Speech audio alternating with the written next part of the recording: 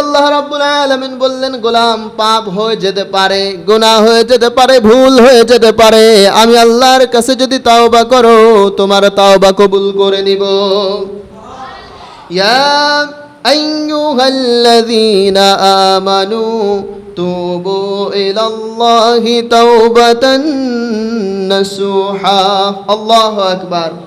রব বললেন, নবী আপনি আমার ঈমানদারদেরকে জানিয়ে দেন, তারা ভুল করেছে, গুনাহ করেছে, নিজের উপরে জুলুম করেছে, তারা যদি তাওবার মতো তাওবা করতে পারে আমি আল্লাহ তাদের জীবনের সব গুনাহগুলোকে মাফ করে দিব।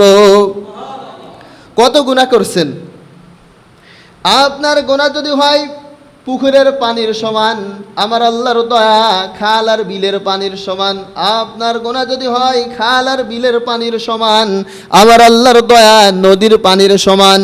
আপনার গুনাহ যদি হয় নদীর পানির সমান, আমার আল্লাহর দয়া মহাসাগর সমুদ্রের সমান। আপনার গুনাহ যদি হয় সমুদ্রের পানির সমান, আমার আল্লাহর দয়া ওই আকাশের সমান। সুবহানাল্লাহ। বুখারীর মধ্যে একটা হাদিস আছে, এক ব্যক্তি ৯৯টা হত্যা করছে। আমরা কেউ ৯৯টা হত্যা করছি? হতাশ হওয়ার কি আছে? ৯৯টা হত্যা করছে। এই ৯৯টা হত্যা করার পরে অন্তরের মধ্যে এই ভয় আইছে যে আল্লাহ তো একদিন পাকড়াও করবে, ধরবে। এই ভয় নিয়ে এক আলেমের কাছে গেছে।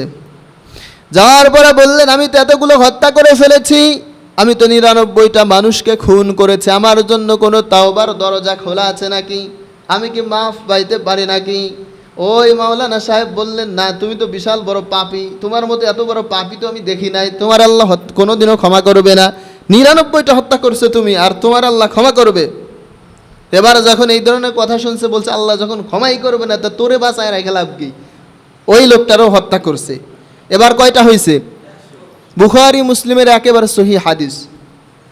১০০টা হত্যা করে ফেলেছে, ১০০টা খুন করেছে, কিন্তু অন্তরের মধ্যে ভয়, আল্লাহ যদি ধরে, আল্লাহ যদি পাকড়াও করে কি হবে আমার? চলে গেলেন আর একজন আলেমের কাছে। এইটার আগের জনের মতো না। আলেমদের মধ্যে পার্থক্য আছে না? পার্থক্য আছে কিনা? কিছু আছে এমন আলেম, সে কোরআন হাদিস পড়ছে সে, কিন্তু মেম্বারে বসে হক কথা বলতে পারে না। আছে না নাই? কমিটির গোলামি করে।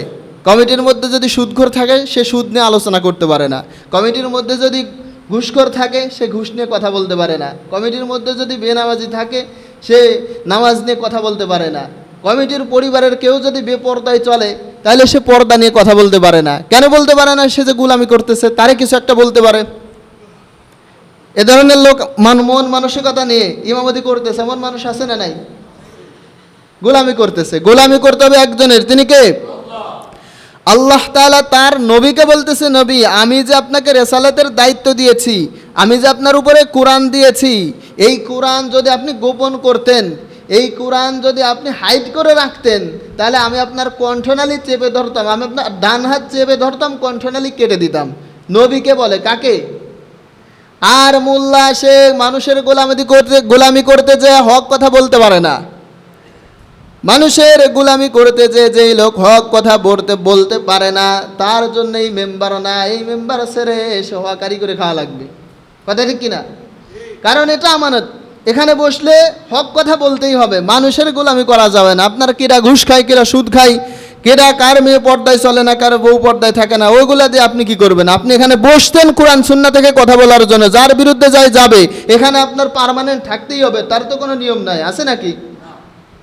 যতক্ষণ পর্যন্ত আপনি আছেন হক কথা আপনাকে বলতে হবে। আপনি এগুলা হাইড করলে আমানতের খেয়ানত করা হবে। কি হবে?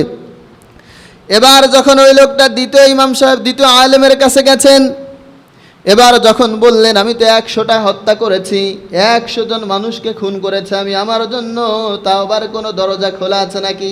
ওই লোক বললেন অবশ্যই খোলা আছে। তুমি আর কতটুকু গুনাহ করেছো? তোমার গুনার পরিমাণ আর কতটুকু? তোমার পাপের পরিমাণ আর কতটুকু? তুমি কি জানো নাকি আমার আল্লাহর দয়া আরশ আজিমের সমান? সুবহানাল্লাহ। এবার যখন আশার বাণী শুনছেন এবার খুব খুশি হয়েছেন। বললেন কি করতে পারি আমি? ওই লোক বললেন তোমার কাজ হলো তুমি যেই পাপ করেছো, তুমি যেই গুনাহ করেছো, এই গুনাহ থেকে একনিষ্ঠভাবে ক্ষমা চাইতে হবে একজনের কাছে। তিনি কে? তোমার প্রথম কাজ হলো ক্ষমা চাইতে হবে। আর তোমার দ্বিতীয় কাজ হলো তুমি যেই জায়গার মধ্যে থাকো, যে এরিয়ার মধ্যে থাকো, ওইখানে থেকে তুমি আর ভালো হইতে পারবা না, কারণ ওইখানের লোকজনই খারাপ। ওই জায়গাটা ত্যাগ করো, ওই স্থান ত্যাগ করে তুমি ওইখান থেকে চলে যাও। এবার তাওবা করলেন আল্লাহর কাছে, আর কোনো মানুষকে হত্যা করবে না, আর কোনো পাপ করবে না, আর কোনো জুলুম করবে না, আর কোনো গুনাহ করবে না। গাট্টিগোটটা বেঁধে ওই জায়গা থেকে নিজের বাড়ি থেকে চলে যাবে। বাড়ি থেকে যখন বের হয়েছেন, বের হওয়ার পরে মালাকুল মাউত চলে আসলো, লোকটার রূহ কবজ হয়ে গেল। এবার যখন ওই লোকটা মারা গেছে, এই লোকটার রূহ নেওয়ার জন্য জাহান্নামের ফেরেশতারা আসছে, আবার জান্নাত থেকেও ফেরেশতা আসছে। দুই জায়গার ফেরেশতা আসছে।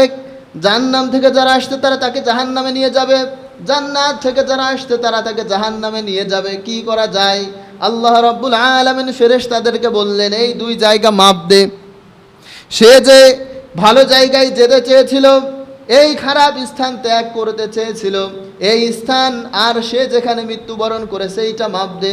আর সে যে ভালো জায়গায় যেতে চেয়েছিল, এই ভালো জায়গা আর যে সে যেখানে মৃত্যুবরণ করেছে সেই জায়গাটা মাপ দে। লোকটা মাত্রই বাড়ি থেকে বের হয়েছে, বের হওয়ার পরেই মারা গেছে, যাবে একটা জায়গায়। তো বের হওয়ার পরেই যদি মারা যায়, তাহলে সে যেই জায়গায় মরছে ওই জায়গার তার বাড়ি, এটা কাছে হবে কি হবে না? একেবারেই কাছে। তো ফেরেশতারা যখন মাপ দিবে, বুখারী মুসলিমের হাদিস, সহিহ হাদিসের মধ্যে এসেছে আল্লাহ রাব্বুল আলামিন ওই জায়গাটাকে বড় বানায়া দিয়েছেন। সুবহানাল্লাহ পড়বেন না? ও তো খারাপ, জাহান্নামের ফেরেশতারা নিতে আসছে, নিয়ে যাবে, যে কাছে তো কাছে যেন না হয় এজন্য আল্লাহ রাব্বুল আলামিন 100টা খুন করছে, 100 জন মানুষকে হত্যা করছে, এত বড় জালেম, এত বড় পাপী, তাকে আল্লাহ রাব্বুল আলামিন ক্ষমা করে দিয়ে তার যে জায়গা ছিল এই জায়গাটা লম্বা বানায় দিলেন। সুবহানাল্লাহ। এজন্য তাওবা যদি করা হয়, তাওবার মতো যদি তাওবা করতে পারি, ক্ষমা যিনি করে দিবেন তিনি কে? কিন্তু তাওবাটা করতে হবে, তাওবাটা হতে হবে তাওবার মতো। আপনি পাপ করছেন, আপনি জুলুম করছেন, আপনি গুনাহ করছেন, এবার এই পাপ করার পরে, জুলুম করার পরে আপনি মুখ দিয়ে পড়তেছেন আস্তাগফিরুল্লাহ, আল্লাহ আমারে মাফ করো, কিন্তু আপনার হাত থেকে মানুষ সে নিরাপদে থাকে না, আপনার মুখ থেকে মানুষ নিরাপদে থাকে না, আপনার কার্যক্রম দিয়ে আপনার আশেপাশে যারা আছে তারা টিকতে পারে না, আপনার দ্বারাই মানুষের হক নষ্ট হয়, আপনার দ্বারাই মানুষের প্রতি জুলুম হয়। এবারও যদি আপনি আস্তাগফিরুল্লাহ বলেন, আল্লাহ ক্ষমা করবে? ক্ষমা চাওয়ার ক্ষেত্রে আর একটা বিষয় লক্ষ্য রাখা লাগবে, সেটা হলো এই, আপনি আল্লাহর ইবাদত বাদ দিয়ে আল্লাহর প্রতি জুলুম করেছেন, আল্লাহর ইবাদত করেন নাই, আপনি আপনার নিজের প্রতি জুলুম করেছেন, এগুলো আল্লাহ ক্ষমা করে দিবে। আল্লাহর ইবাদত করেন নাই, পাপ করছেন, গুনাহ করেছেন, আল্লাহ ক্ষমা করে দিবে। কিন্তু মানুষের হকুল ইবাদ, বান্দার হক যদি আপনি নষ্ট করেন, এটা কিন্তু আল্লাহ ক্ষমা করবে না। এবার আমরা আমাদের এই বর্তমান সমাজের মধ্যে কিছু মানুষের অবস্থা হলো এমন, সে মানুষের হক নষ্ট করতেছে, কিন্তু সে নিজে বুঝতেই পারতেছে না যে এগুলাকে মানুষের হক নষ্ট করে। সে মনে করতেছে আমি তো কারো টাকা মারি দেই নাই, আমি তো কারো জমি লিখে নেই নাই, তাহলে আমি আবার মানুষের হক নষ্ট করলাম কিভাবে? সে করতেছে এইভাবে, সে বসছে এক জায়গায়, বসার পরে এবার তার পাশে যে আছে তারা বলতেছে, আর এই অমুক যে তোর ব্যাপারে একটা কথা বলে আমার নিজেরই তো বিশ্বাস হয় না, মানে বলারও একটা ধরন আছে। বলতেছে, এই জামাল, ও ছোটো গায়ে আছে, তোর বিষয়ে একটা কথা কইলো, ও আমার নিজেরই তো বিশ্বাস হয়। আবার প্রথমে কয় না কব না, প্রথমে ডাক দিছে এই অমুক, না কব না। এবার আপনি যখন বলছেন এই অমুক কব না, ও কেন না শুনে থামে, ও এবার আপনার পায়ে ধরবে যে আপনি কয় লাগবে, তো বলতেছে অমুক একটা কথা কইলেও তো আমার নিজেরই বিশ্বাস হয় না। বলতেছে আপনি কন? বলতেছে না তুই করলি তো আবার কয়ে দিবে না যে বড় খায় কয়ে দিল। বলছে আপনার আল্লাহর কসম আমি আপনার কথা বলবেন না যে আপনি আমার কাছে বলছেন। সে এবার ওই বলছে আমাকে এই কথা বললো, দুইজনের মধ্যে ভেজাল লাগা দিয়ে আল্লাহর রাস্তায় বেরো চলে গেছে। পরবর্তীতে 40 দিন পর বাড়ি আসে, শোনে যে লাগে গেছে, ভেজালের কারণে দুইটার মাথা ফাটছে, 3টে হাসপাতালে, 2টে জেলে রয়েছে, আছে না নাই? ওই খালি একটু লাগাই দিছে, একটু লাগাই দিয়ে গেছে। যে অমুক যে একটা কথা বললো, মসজিদে আসতে করতেছে এই ফ্যান ঘরে না কে, খালি এতটুকু কথা কইছে, এই ফ্যান করে না কে, কয়ে আল্লাহর রাস্তায় সে সুন্নাতে দাঁড়ায় গেছে। আর একজন কইতেছে কি করলো রে, কি করলো, ফ্যান করে না মানে আগের কমিটি থাকা অবস্থায় কি ফ্যান করছে নাকি? আর একজন কয় হ্যাঁ ঠিকই তো কইলো, এবার লাগিয়ে গেছে। উনি এদিক দিয়ে সুন্নাত পড়তেছে, ওদিক দিয়ে ফাটাফাটি শুরু হয়ে গেছে, আছে না নাই? এই যে কাজগুলা, এগুলো হইতেছে বান্দার হক, সবচেয়ে বড় বান্দার হক নষ্ট করা। আপনি এইভাবে বান্দার হক নষ্ট করে তেশ মারে দিয়ে আপনি নিজে খুব সুফি সাধু, একেবারে সাধু হয়ে আল্লাহ রাস্তায় আপনি সময় পার করতেছেন, আল্লাহ অত সহজে ক্ষমা করতেছেন। বান্দার হক যদি আপনার দ্বারাই নষ্ট হয়, এটা তার কাছ থেকে ক্ষমা চাওয়া লাগবে। বান্দার হক, এই যে রাষ্ট্রীয় সম্পদ অনেকেই মারে না, রাষ্ট্রীয় সম্পদ মারে, মসজিদের, মাদ্রাসার, ঈদগাহ, ধর্মীয় প্রতিষ্ঠানের, যে কোনো ধর্মীয় প্রতিষ্ঠানে হতে পারে, এই সম্পদ যদি কেউ মারে, খেয়াল করেন, আপনি সরাসরি এক লোকের 100 টাকা মারিয়ে দিয়েছেন, তারে যদি ওই টাকাটা দিয়ে দেন আপনার হয়ে যাবে। কিন্তু মসজিদের 100 টাকা আপনি মারছেন, এবার কি আপনি এই বাঁচে বাঁচে এই মসজিদে কত মানুষ টাকা দিয়েছে সবার কাছে যাওয়া সম্ভব? মাদ্রাসা একজন টাকা দিয়েছে, সে একেবারে ওই আর এক জেলায় থাকে, চট্টগ্রামের একজন, সে টাকা পাঠাইছে, এবার আপনি ওই টাকা মারছেন, এবারে এই আপনি তো জানেন না যে কি ডাকের এই জায়গায় টাকা দিল, এবার এই প্রত্যেকের কাছে ক্ষমা চাওয়া সম্ভব?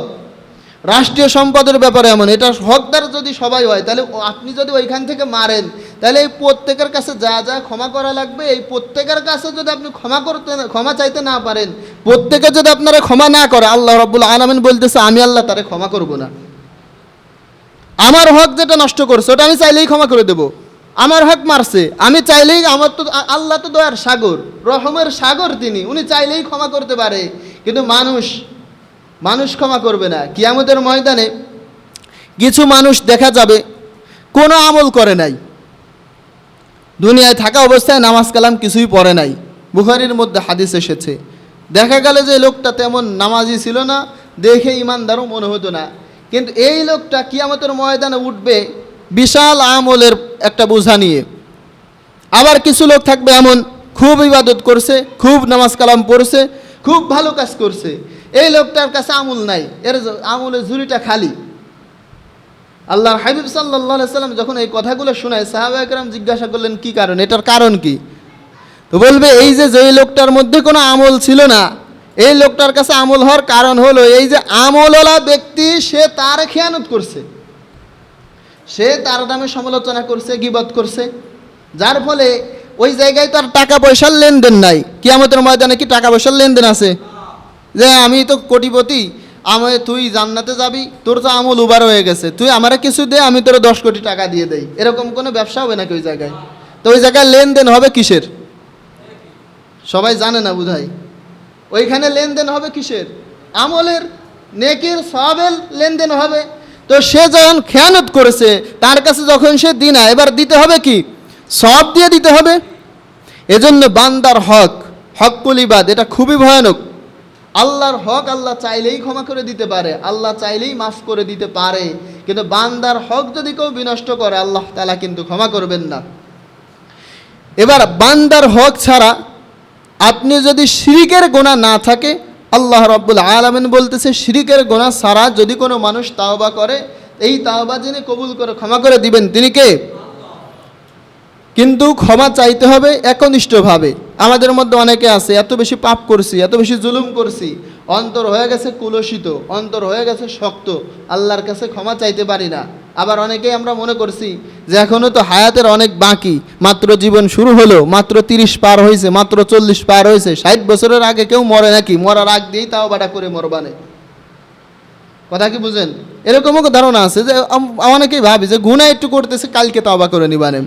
এই আপনার মতোই যে লোকটার বয়স ছিল 15, ও যখন মারা গেছে, ও বালেগ হওয়ার পরে যখন গুনাহ সম্পর্কে বুঝছে, ও বুঝার পরে ভাবছে যে একেবারে শেষ বয়সে যায় তওবা করবানে, কিন্তু শেষ বয়সে আর সে তওবা করতে পারে নাই।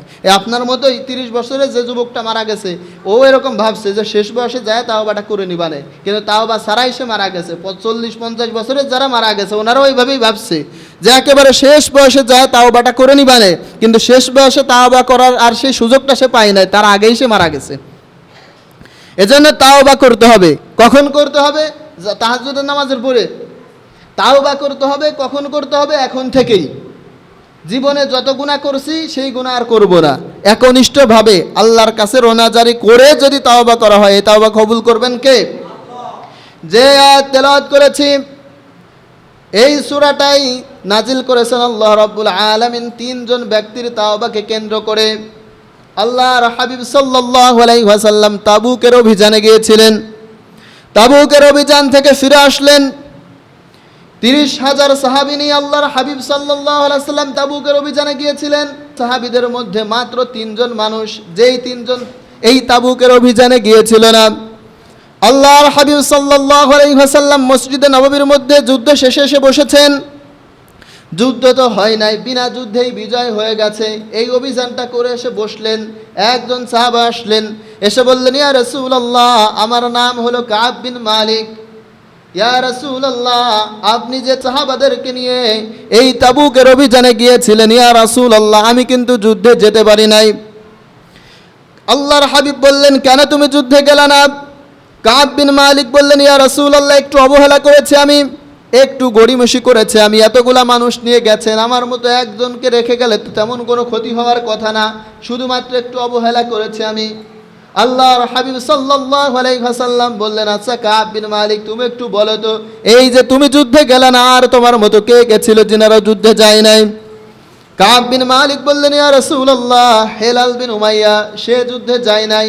আর কে যায় নাই? মুরারা বিন রাবিয়া, সে যায় নাই। আল্লাহর হাবিব সাল্লাল্লাহু আলাইহি ওয়াসাল্লাম তিনজনের নাম যখন শুনলেন, সমস্ত সাহাবাদেরকে উদ্দেশ্য করে বললেন, সমস্ত সাহাবারা শুনে নাও, এই যে তিনজন সাহাবা, কাব বিন মালিক, হেলাল বিন উমাইয়া, মুরারা বিন রাবিয়া, আজ থেকে সমস্ত সাহাবারা শুনে নাও, এই তিনজনের সঙ্গে কেউ কোনো কথাবার্তা বলবে না, এই তিনজনের সঙ্গে সালাম কালাম দিবে না, এই তিনজনের সঙ্গে লেনদেন করবে না। সমস্ত সাহাবাদের থেকে এই তিনজনকে বয়কট করলাম আমি, এই তিনজনকে একবারে করে দিলাম আমি, আজ থেকে এদের সঙ্গে কোনো সম্পর্ক রাখতে পারবে না। সমস্ত সাহাবারা চলে গেলেন, কাব বিন মালিক চলে গেলেন বাড়িতে। তাফসীরের মধ্যে এসেছে, বাড়িতে যখন গিয়েছে, দরজার সামনে দেখলেন তার ছোট্ট ছোট্ট দুইটা সন্তান দাঁড়িয়ে আছে, 5 বছর 7 বছর বয়সের। এই ছোট্ট সন্তানদেরকে যখন ডাক দিলেন, ইয়া বুনাইয়া, হে আমার কলিজার টুকরা সন্তানের, আমার কাছে আসো। এই ছোট্ট বাচ্চা বলতেছে, আল্লাহর হাবিব আপনাকে বয়কট করেছে, আপনার বিরুদ্ধে মক্কার মদিনার মসজিদের মধ্যে রায় জারি করেছে, আপনার সাথে কথা বলতে পারবো না, যতক্ষণ না নবী অনুমতি দিবেন ততক্ষণ আপনার সঙ্গে আমাদের কোনো সম্পর্ক নাই। বাচ্চা দুইটা দৌড়ে চলে গেল। দরজায় যে যখন নক করেছে, ভিতর থেকে স্ত্রী বললেন, আপনি যদি দরজা দিয়ে প্রবেশ করেন, আমি কিন্তু পিছনের দরজা দিয়ে বাইরে চলে যাব, আপনি এই ঘরের মধ্যে থাকলে আপনার সঙ্গে থাকতে পারবো না আমি, কেননা নবীজি আপনাকে বয়কট করেছেন। ফিরে চলে আসলেন, চলে গেলেন পাহাড়ের চূড়ায়, আর তাওবা করতে লাগলেন। এর মধ্যে আরেকজন সাহাবা, যার নাম হলো হেলাল বিন উমাইয়া, নবীজির চেয়ে বয়সে বড়, 70 বছর বয়সের একজন বৃদ্ধ মানুষ। এই লোকটা শুধুমাত্র যুদ্ধে যায় নাই। কোন যুদ্ধে যায় নাই? যেই যুদ্ধই করা লাগে নাই, বিনা যুদ্ধে মুসলমানদের বিজয় হয়ে গেছে, ওই যুদ্ধটাই যায় নাই। যখন শুনলেন নবীজি বয়কটের ডাক দিয়েছেন, কোন সাহাবারা তার সঙ্গে কথা বলে না, একটা রশি নিলেন আর মসজিদে নববীর সামনে চলে গেলেন। মসজিদে নববীর সামনে যেই পিলারটা ছিল, এই পিলারের সঙ্গে নিজের হাত নিজের দাঁত দিয়ে বাঁধলেন, আর বলতে থাকলেন, আল্লাহর কাছে ক্ষমা চাইতে লাগলেন, হেলাল রে, তোর চেয়ে বড় গুনাহগার এই পৃথিবীতে আর কেউ নাই। মুরারা বিন রাবিয়া, সেও চলে গেছে পাহাড়ের চূড়া, আল্লাহর কাছে তাওবা করতে লাগলেন। এই তিনজন ব্যক্তি শুধুমাত্র যুদ্ধে যায় নাই, যেই যুদ্ধটা মুসলমানদের যুদ্ধই করা লাগে নাই, বিনা যুদ্ধে বিজয় হয়ে গেছে, অভিযানটা শুধুমাত্র হয়েছে, এই অভিযানে যায় নাই। আল্লাহর হাবিব সাল্লাল্লাহু আলাইহি ওয়াসাল্লাম যখন এই তিনজনকে বয়কট করেছেন, একটা আর দুইটা দিন নয়, 50টা দিন পর আল্লাহ রাব্বুল আলামিন তাদের তিনজনের তাওবাকে কবুল করেছিলেন।